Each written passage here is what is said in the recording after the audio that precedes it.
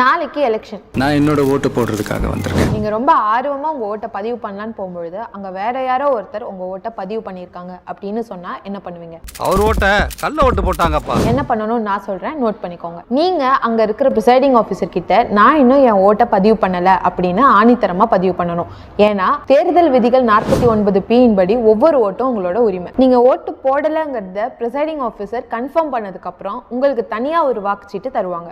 அதுல உங்க ஓட்டை நீங்க பதிவு பண்ணலாம். இதோட சேர்த்து ஃபார்ம் 17B இதையும் ஃபில் பண்ணி கொடுக்கணும். இதோட பேரு டெண்டர் ஓட்ஸ். இதை தனியா எடுத்து வச்சுப்பாங்க. எப்போ இந்த டெண்டர் ஓட்ஸை கன்சிடர் பண்ணுவாங்க? இவிஎம் மிஷின்ல இருக்கிற ஓட்டை மட்டும்தான் ஓட்டு எண்ணும் பொழுது கவுண்ட் பண்ணுவாங்க.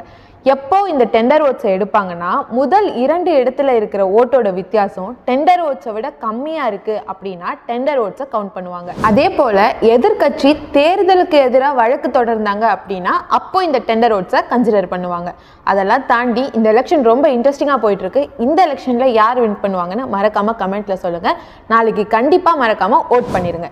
இந்த மாதிரி மோர் இன்ஃபர்மேஷன் தெரிஞ்சுக்க நம்ம பேஜை ஃபாலோ பண்ணிக்கோங்க. மறக்காம சப்ஸ்கிரைபும் பண்ணிருங்க. பாய்.